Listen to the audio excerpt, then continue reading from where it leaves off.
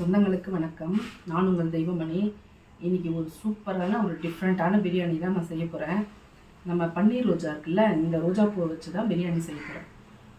Already நான் இதை try பண்ணி பார்த்து வீட்டில் பசங்களுக்கு கொடுத்தேன். பக்கத்தில் யாருன்னா கொடுக்குறது கூட கொஞ்சம் கூட வைக்கல. அந்த அளவுக்கு சுத்தமாக தொடச்சி சாப்பிட்டாங்க. சூப்பராக இருந்தது, நல்ல டிஃப்ரெண்ட்டாகவும் இருந்தது, நல்ல டேஸ்ட்டாகவும் இருந்தது. நீங்கள் இந்த பூக்கடையில் எல்லா கடையிலையுமே கிடைக்கும். வாங்கி இதை ட்ரை பண்ணி பாருங்கள். ரொம்ப ஈஸியாகவும் இருக்குது செய்கிறதுக்கு. இந்த பசங்களுக்கு கொடுத்து பாருங்கள், ரொம்ப பிடிக்கும் உங்களுக்கு. இது செஞ்சு பாருங்கள். செஞ்சு பார்த்துட்டு எப்படி இருந்ததுன்னு கமெண்ட் பண்ணுங்கள், ஷேர் பண்ணுங்கள், சப்ஸ்கிரைப் பண்ணுங்கள். நம்ம ரோஜா பூ பிரியாணி செய்கிறதுக்கு ஃபஸ்ட்டு நம்ம இந்த ரோஜாவெல்லாம் வந்து இந்த இதழ் மட்டும் எடுத்துக்கணும். இதழ் மட்டும் எடுத்துக்கலாம், இந்த காம்பெல்லாம் வேணாம். இந்த ரோஜா இதழ் மட்டும் எடுத்துக்கலாம். இவங்க நல்ல பெரிய பவுலு. இந்த ஒரு 1/4 கிலோ செய்கிறதுக்கு இந்த பவுல் ஃபுல்லாக நான் ரோஜா பூ எடுக்கிறேன். பாருங்கள், அந்த பவுல் ஃபுல்லாக நம்ம பூ எடுத்துட்டோம். இந்த ரோஜா பூ சிக்கன் பிரியாணி செய்கிறதுக்கு பாருங்கள், நிறைய பூ போடணும். எப்படியும் ஒரு 20-25 பூ இருக்கும். ஒரு 1/4 கிலோக்கே நான் எடுத்திருக்கேன். சிம்பிளாக தான் இருக்குது செய்கிறதுக்கு, ஆனால் நான் நல்லா ரிச்சாக இருக்குது சாப்பிட்றதுக்கு. இதை வந்து நம்ம ரோஜா செடியில் வந்து மருந்து அடிச்சிருப்பாங்க, அதனால இந்த பூவுலேயும் அந்த மருந்து போட்டிருக்கோம். இதை நல்லா வந்து அலசி எடுத்துக்கணும். நம்ம நல்லா தண்ணியில் போட்டு அலசி எடுத்துக்கணும். அப்புறம் எவ்வளோ பூ இருக்குங்க, ஃபுல்லாக வந்துடுச்சு. தண்ணியில் போட்டு நல்லா அலசிக்கலாம். நல்லா அலசிட்டு தண்ணியை புழிஞ்சு எடுத்துங்க.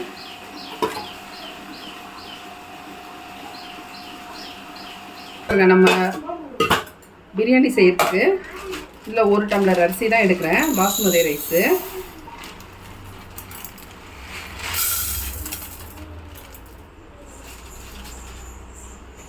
ஒரு டம்ளர் பாஸ்மதி ரைஸ் எடுத்துருக்கேன். இதை ஒரு 2 முறை கழுவிட்டு நம்ம ஊற வச்சுக்கலாம்.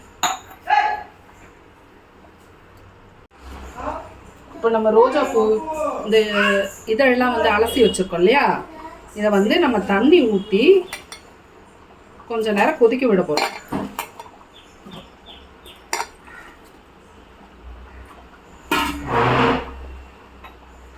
ஒரு 2 டம்ளர் தண்ணி, நம்ம அரிசி அளந்தோம் இல்லையா, அதில் ஒரு 2 டம்ளர் தண்ணி ஊற்றி இதை கொதிக்க வைக்க போகிறோம்.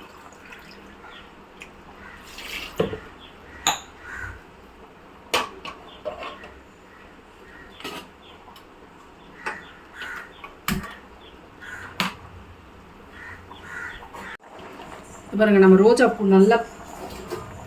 போட்டு கொதிக்க வச்சோம் இல்லையா, நல்லா கொதிச்சுன்னு இருக்கு, நல்லா வாசனை வருது பாருங்கள். இந்த மாதிரி நல்லா கொதிக்கும் போது அடுப்பு ஆஃப் பண்ணி இந்த தண்ணியை எடுத்து அப்படியே ஒரு ஓரம் வச்சுருவோம். பாருங்கள், நம்ம பிரியாணி செய்யறதுக்கு ஒரு பாத்திரம் வச்சு அடுப்பத்தை வச்சுக்கலாம். இதில் வந்து ஒரு 1.5 ஸ்பூன் நெய் விட்டுக்கலாம். ஒரு 1.5 ஸ்பூன் நெய் போதும், மீதி நம்ம ஆயில் விட்டுக்கலாம்.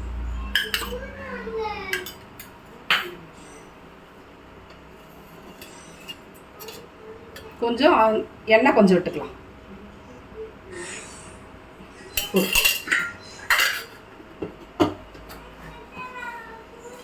இப்போ இதுக்கு வந்து 2 பிரியாணி இலை, 2 குட்டி குட்டி இலை தான் இது. 2 பிரியாணி இலை, ஒரு 2 பட்டை, ஒரு சின்ன பட்டை ஒரு 2, ஒரு 3 லவங்கப்பூவு, 2 ஏலக்காய். இவ்வளோ தான் போட போகிறோம் இந்த வாசனைக்கு. இது போட்டுடலாம்.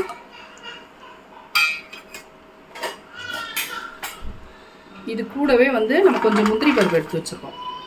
அந்த முந்திரி பருப்பும் சேர்த்து போட்டுக்கலாம்.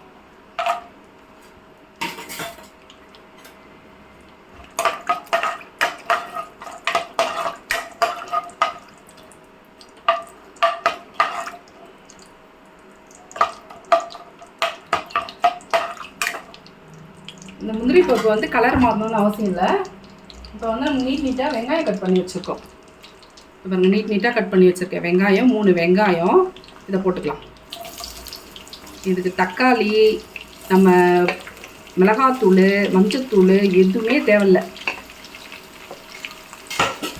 எல்லாருமே நம்ம ரோஜா பூவை வந்து சாப்பிட்டு பார்த்துருக்கோம் சின்னதில். அதில் வந்து ஒரு மாதிரி கசப்பும் துவர்ப்பும் இருக்கும்.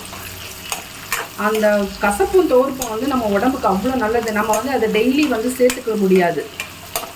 இந்த மாதிரி எதுனா ஒரு குல்கந்து வருது பார்த்தீங்களா, அந்த குல்கந்தில் அந்த தேன் ஊற்றி அதில் அந்த ரோஜா, பன்னீர் ரோஜா வந்து ஊற போட்டு வச்சுருப்பாங்க. ஏன்னா அந்த துவர்ப்பு சுவையும் கசப்பு சுவையும் நம்மளுக்கு டெய்லி தேவைன்றதுக்காக அதில் ஒரு ஸ்பூன் சாப்பிட்டா அது மேனேஜ் ஆகிடும்ன்றதுக்காக அதை சாப்பிட்றதுக்கு எடுத்துக்கிறோம் டெய்லி ஒரு ஸ்பூனு.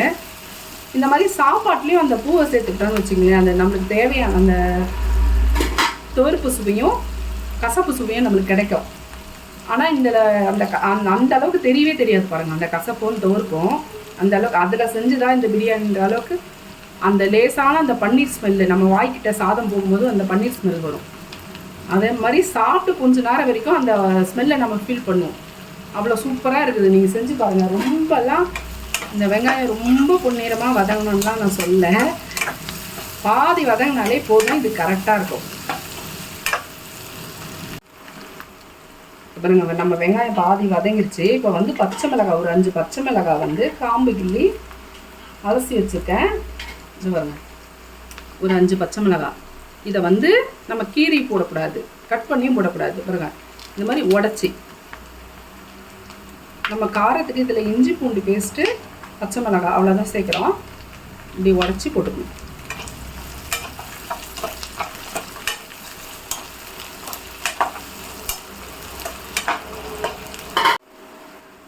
இப்போ நம்ம வெங்காயம் பாதி வதங்கிடுச்சு. இப்போ வந்து ஒரு சின்ன ஸ்பூனில் ஒரு 2 ஸ்பூன் அளவு இஞ்சி பூண்டு எடுத்து வச்சுருக்கேன். இஞ்சி பூண்டு பேஸ்ட்டு இதையும் போட்டு வதக்கிக்கலாம்.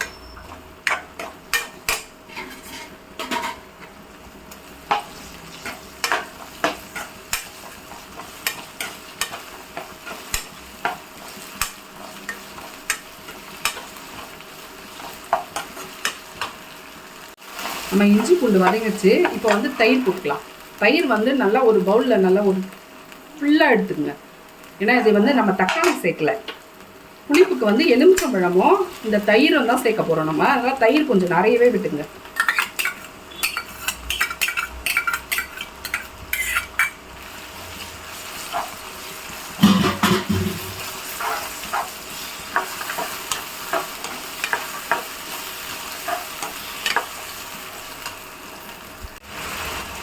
பாருங்க, நல்லா தயிர் எல்லாம் போட்டு நல்லா கொதிச்சுருக்கு. இப்போ வந்து நம்ம ஒரு பொடி வந்து கொத்தமல்லி, புதினா இதை போட்டுக்கலாம்.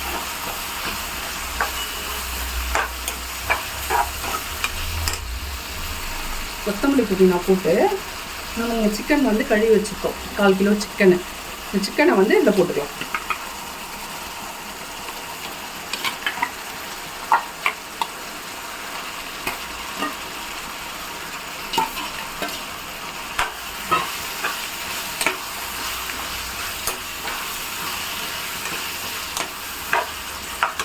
சிக்கன் போட்டு இப்போ இந்த பிரியாணிக்கு தேவையான உப்பு போட்டுக்கலாம்.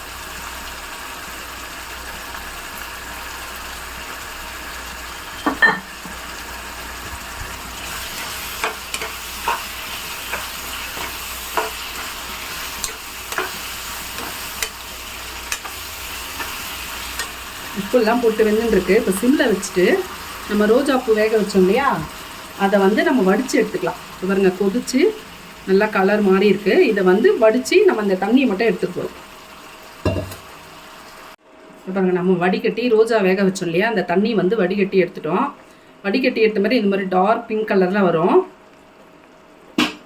நம்ம வடிகட்டணும் இல்லையா, இந்த ரோஜா இதழோட திப்பியெல்லாம் வந்து வேஸ்ட் பண்ணாதீங்க. இதை அப்படியே உதுத்து போட்டு காய வச்சோம்னா நம்ம சீக்காத்தூள் அரைக்கிறோம் இல்லையா, அதில் கூட கலந்துக்கலாம். இல்லைன்னா அப்படியே உதுத்து போட்டு நம்ம செடிக்கு போட்டுருங்க. செடிக்கு நல்லா உரமாக இருக்கும். இது நம்ம இந்த டம்ளரில் தானே அரிசி அளந்தோம், இதுலேயே வந்து நம்ம தண்ணி அளந்து ஊற்றிக்கலாம். கறி வெந்து இந்த தண்ணி பிரிய ஆரம்பிச்சிருச்சு பாருங்கள். இப்போ இந்த ஸ்டேஜில் இந்த தண்ணி அளந்து ஊற்றிக்கலாம். இதில் 1 டம்ளர் அரிசி போட்டிருக்கோம். இதுக்கு ஒரு 1.25 ஊற்றணும் தண்ணி. கரெக்டாக இருக்குது. இதையே ஊற்றிக்கலாம், சரியாக இருக்கும். இந்த தண்ணியை ஊற்றின உடனே இந்த பிரியாணியோட கலரே மாறும் பாருங்கள். அப்படியே அழகாக ஒரு லைட் பிங்க் கலரில் வச்சு பாருங்கள். இந்த கறி எல்லாமே வெந்த உடனே இந்த லைட் பிங்க் கலருக்கு வந்துடும்.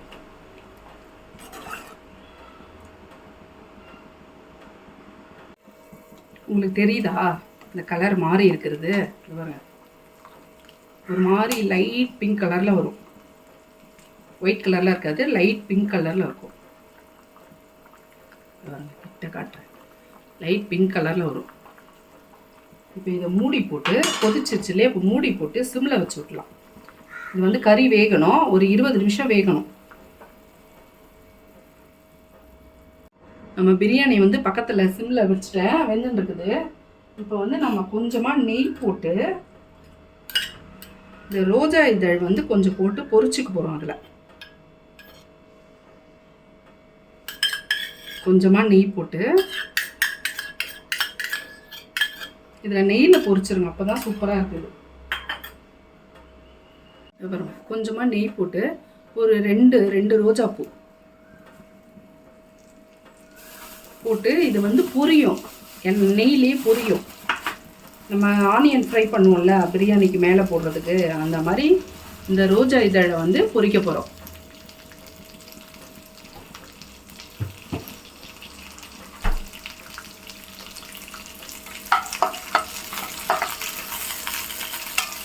உங்களுக்கு பார்க்குறதுக்கு தான் இது நிறைய வேலை மாதிரி தெரியும், ரொம்ப சீக்கிரமாகவே முடிச்சிடும் பாருங்க.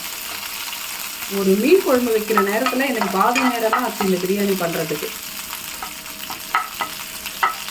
அது வேகிறதுக்கு மட்டும் தான் நம்ம டைம் கொடுக்குறோம், செய்கிறதுக்கு நமக்கு டைமே கிடையாது. 20 நிமிஷத்தில் முடிச்சிடலாம். சூப்பராக பொரியுது நெய்யில், அந்த ரோஜா இதழ் பொரியுது. இன்னும் வாசனை தெரியுமா, செம்மையாக இருக்குது. இதோட அப்படியே குண்டு குண்டாக பொரிஞ்சு வருது. நம்ம திராட்சை பொரியும் இல்லையா, அதே மாதிரி.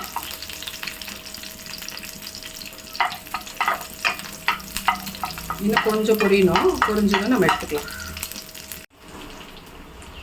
பாருங்க, நம்ம பிரியாணி வந்து நல்லா கொதிச்சு இந்த கறியெல்லாம் வெந்திருக்கு பாருங்கள். எல்லாம் லைட் பிங்க் கலரில் மாதிரி இருக்கா பார்த்துங்க, லைட் பிங்க் கலரில் இருக்கா. இந்த வாசனையும் பார்த்தீங்கன்னா வேறு லெவலில் இருக்குது. இப்போ வந்து நம்ம அரிசி போட்டுக்கலாம். பாருங்க, கழுவி வடிகட்டி வச்சுருக்கேன். இந்த பாஸ்மதி ரைஸை இதில் போட்டுடலாம்.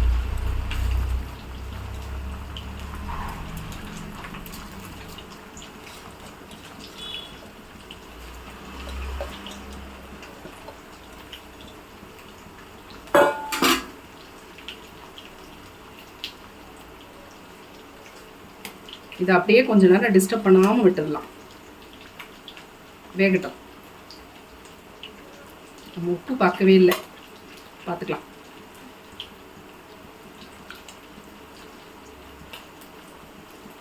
உப்பு தான் கொஞ்சம் கம்மியாக இருக்குது, மற்ற எல்லாமே கரெக்டாக இருக்குது, சூப்பராக. உப்பு மட்டும் கொஞ்சம் போட்டுக்கலாம்.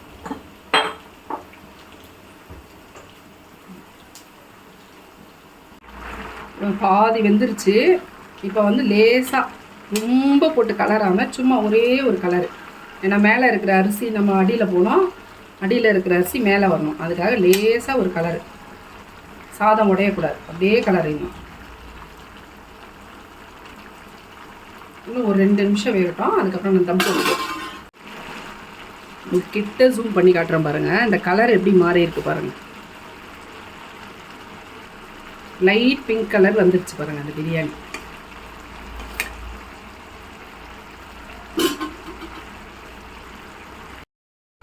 பாருங்க, நம்ம பிரியாணி வந்து தண்ணியெல்லாம் வத்திருச்சு. தண்ணியெல்லாம் வத்திட்டு நம்ம தம் போடுறதுக்கு ரெடியாக இருக்குது. இப்போ நம்ம கொஞ்சம் புதினா கொத்தமல்லி வந்து எடுத்து வச்சுருக்கேன், அதை புழிஞ்சி தண்ணியில் போட்டு வச்சுருக்கேன். அந்த தண்ணியை புழிஞ்சிட்டு இது மேலே கொஞ்சம் தூவிக்கலாம்.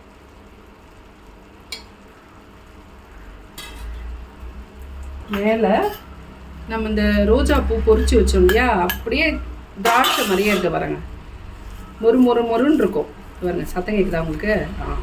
இதை வந்து இப்படி மேலாட்டம் தூவிக்கணும். இந்த ரோஜா இதழை பொரிச்சு வச்சதை அப்படியே தூவிக்கணும். அழகாக தூவிட்டு நம்ம தம் போட்டு போகிறோம். இந்த மாதிரி ஒரு தட்டு வச்சு மூடி, இந்த சுடு தண்ணி போட்டு வச்சுருக்கேன், இந்த சுடு தண்ணி வந்து அது மேலே வச்சுடுவேன். வச்சுட்டு சிம்மில் வச்சுருக்கோம் அடுப்பு. ஒரு 1/4 மணி நேரம் 15 நிமிஷம் அப்படியே சிம்லேயே விடுங்க. 15 நிமிஷம் கழித்து ஆஃப் பண்ணிவிட்டு அப்படியே ஒரு 10 நிமிஷம் விடுங்க.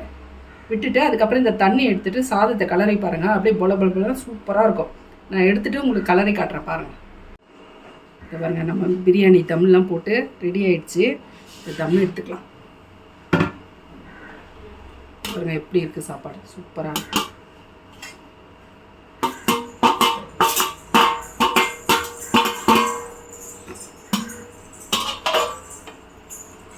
இப்படி உதிரா எப்படி இருக்குது பாருங்கள், உதிரா அப்படியே சூப்பராக.